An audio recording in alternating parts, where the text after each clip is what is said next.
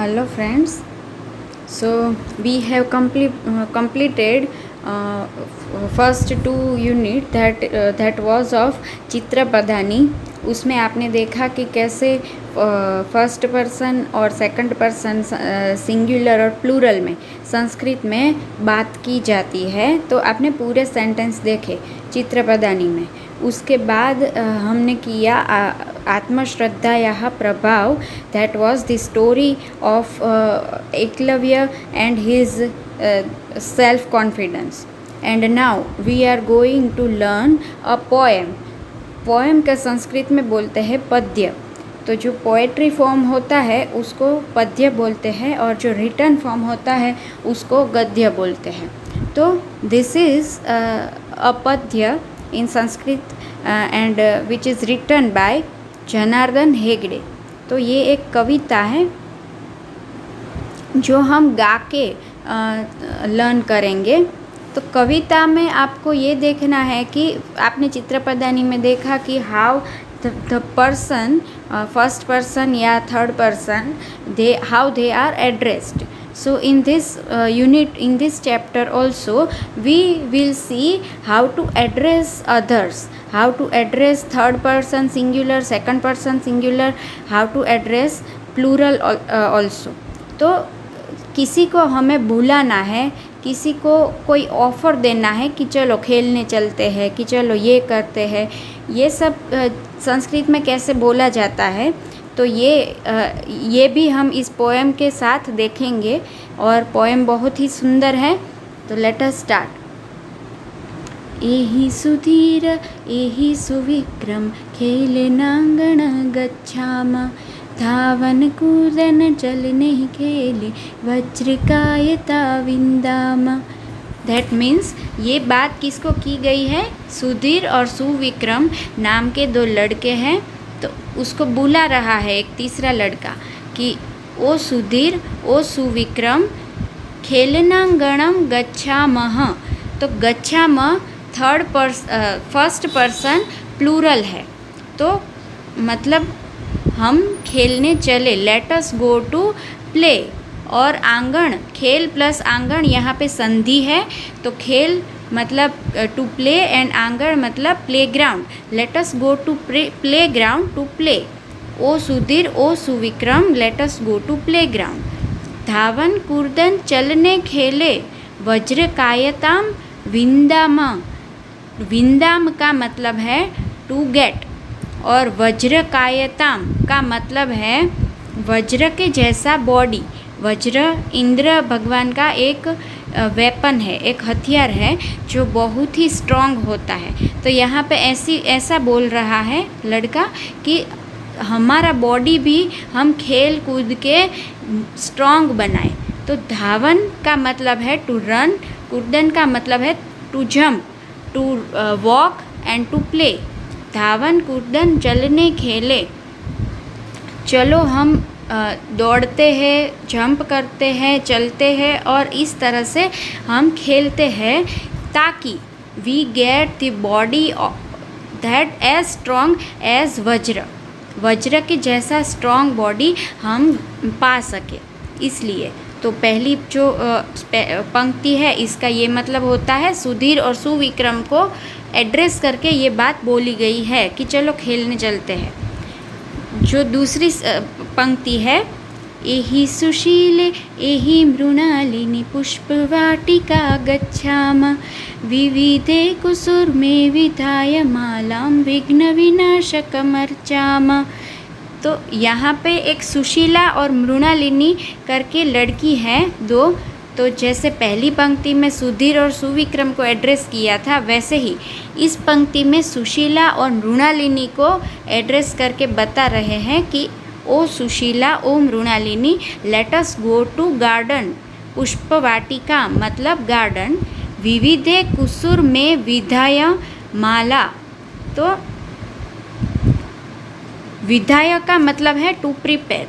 तो कुसुम का मतलब है flowers. Let us prepare a necklace with various flowers and worship Vighna Vinashakam means Lord Ganesha. तो let us prepare a necklace with various flowers and worship Lord Ganesha. तो यहाँ पे सुशीला और मृणालिनी को बता रहे हैं कि चलो गार्डन में चलते हैं, वहाँ से सुंदर सुंदर फूल हम लेते हैं और उसमें से एक नेकलेस माला बनाते हैं, फूलों का हार बनाते हैं और लॉर्ड गणेशा को हम वो हार पहना के पूजा करते हैं। तीसरी जो पंक्ति है उसमें 3 लोगों को एड्रेस किया है। एहि दिनेश प्रणव गणेश, एहि दिनेश प्रणव गणेश, ज्ञान निधि सच्चिनुया, एहि शारदे गिरिजे वरदे, ज्ञान वारिधो विहराम। तो यहाँ पे दिनेश, प्रणव और गणेश को बताया कि ज्ञान निधि सच्चिनुयाम। सच्चिनुयाम का मतलब है टू स्टोर और टू सेव। तो to save, let us save the treasure of knowledge into ourself. हमारी अंदर हम नॉलेज का एक खजाना भर दे। कैसे? दिनेश, प्रणव और गणेश को बता रहे हैं कि चलो हम अपने अंदर नॉलेज भरे, हम कुछ जाने। यही शारदे गिरिजे वरदे, यहाँ पे वरदे किसी का नाम नहीं है और शारदे और गिरिजा जो है वो देवियों के नाम है। शारदा मतलब सरस्वती देवी, गिरिजा मतलब देवी पार्वती। तो यहाँ पे सरस्वती देवी और पार्वती देवी को ऐसी प्रार्थना कर रहे हैं कि वरदे मीन्स टू गिव अस अ बून, हमको एक वरदान दो, हमको आशीर्वाद दो, गिव अस ब्लेसिंग्स। ज्ञान वारिधो विहराम मीन्स हम ऐसा वरदान दो कि हम जो नॉलेज का समंदर है उसमें विहरे का मतलब है उसमें हम जाके हम we can wander in the sea of knowledge, we can get the sea of knowledge, give us that kind of blessing ओ देवी शारदा एंड पार्वती।